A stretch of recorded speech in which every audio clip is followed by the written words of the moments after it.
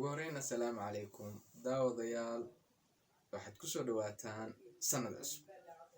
waxaan leeyahay sanadkan wanaagiisa ilaahay hana waafajiyo wixii khayr ah.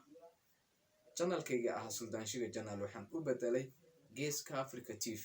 waxaan idinka codsanayaa in garabna idinkaga rabaa inaad channelka kor u soo qaadaan maanta idinku idin baahan yahay.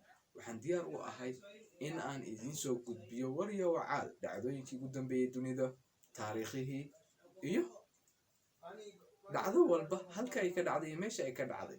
waxaan idin soo gudbin doonaa muuqaalo idin xiiso geliyo iyo barnaamijyo idin xiiso geliyo.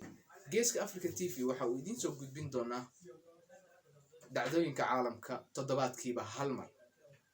waxaan filayaa inaad kaga bogan doontaan si wacan oo idin xiiso geliya, laakiin hayga moogaan halka guduudan commentiga sheerka, sababtoo ah channelka maanta aduu kuu baahan yahay si uu birito meel u gaaro.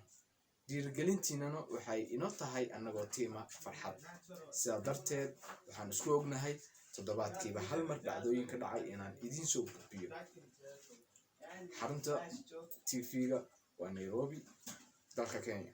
waxaan filayaa inuu TV-ga ka shaqeyn doono meelo badan oo dalka Soomaaliya ka mid ah. sidaa darteed waxaan isku ognahay inaan wada shaqeyno. wixii akhbaare ama commentina halka hoose noogu reebtaan. wassalaamu calaykum waraxmatullaahi wabarakaatu.